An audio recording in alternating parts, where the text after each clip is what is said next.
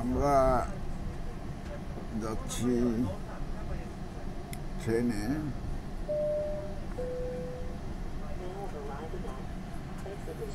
সেটা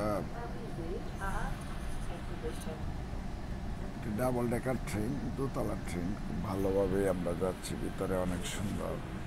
দোতলা উপরে উঠছি আমরা, অনেক প্যাসেঞ্জার।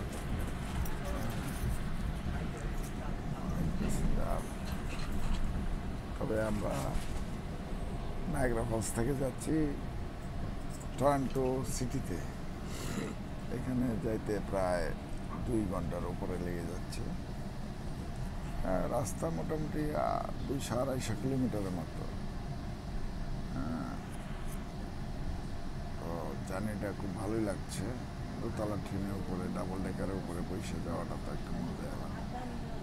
তো সম্ভবত একটা সিটি, এই সিটিতে আমি নামটা যে বলতে পারছি না, তো মনে হচ্ছে এটা একটা সিটি। আর বোধহয় আমাদের বেশি দূর নাই।